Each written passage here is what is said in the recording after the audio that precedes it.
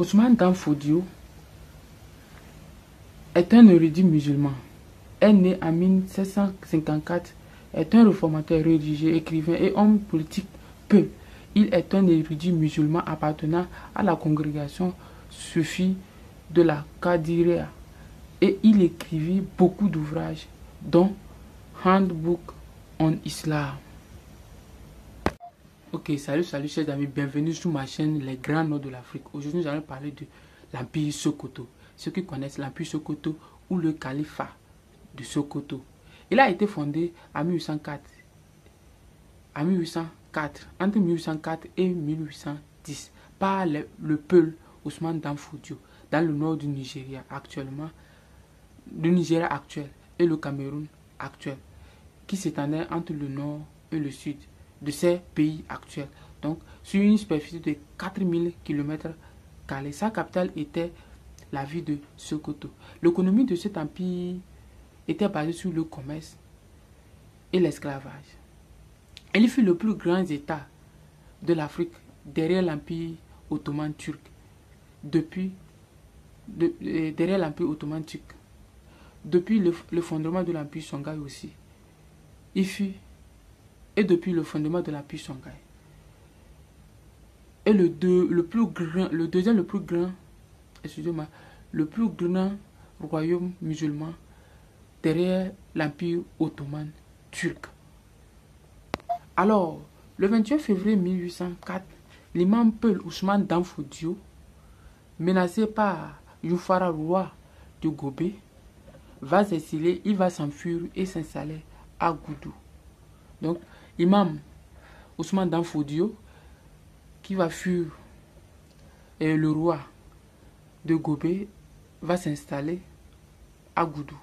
Ousmane, qui compare cette fuite à celle du prophète Égypte, immigration du Mohammed de la Mecque à la Kaaba. Donc, Ousmane, à sa fuite maintenant, il va commencer, lorsqu'il va s'installer à Goudou, Ousmane Dan Fodio va commencer à prêcher la guerre sainte, c'est-à-dire le djihad, la guerre sainte, le djihad contre les empires de toutes sortes, en particulier les rois des cités Haoussa, qu'il accuse de ne pas appliquer les vrais principes de l'islam. Donc, il accuse à ces rois des cités Haoussa de ne pas appliquer les vrais principes de l'islam. Donc, des Peuls et des Haoussa vont relier à sa cause, parce qu'ils vont adhérer à sa cause, qui va renforcer son rang, et il va former une grande armée et qui va mener une bataille avec des succès et des victoires incontournables. Donc, en constituant une grande armée, Ousmane Dan Fodio va remporter la victoire sur l'armée de Yunfa, le roi qu'il avait fui. Yunfa, à Takin Kwato, en 1804. Il se proclame alors commandeur des croyants et règne sur le Gobé. Il va régner sur Gobé jusqu'à sa mort. Jusqu'à sa mort. Avec des victoires successives et remportées, il attire de nombreux aventuriers du royaume du Fouta Toro, au niveau du Mali, et de l'empire de Massina et du Songhai, qui viennent renforcer ses rangs.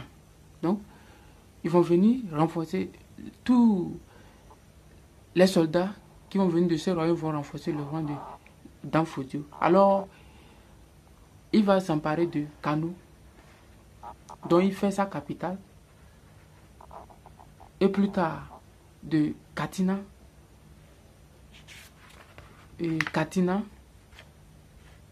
Zaria, Nupe, Kobi et Liptako. Donc, il va s'emparer de ces empires.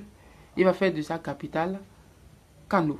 De là, maintenant, il va nommer le reste des empires et des royaumes conquéris, des cités Yoruba conquéris, des émirs qui vont diriger le royaume jusqu'à sa mort en 1817 à Kano, dont son fils va lui succéder à sa tête. Donc, c'est l'histoire de Ousmane Dan Fodio qui a construit un empire entre le 19e, 18e et 19e siècle au nord du Nigeria et du Cameroun.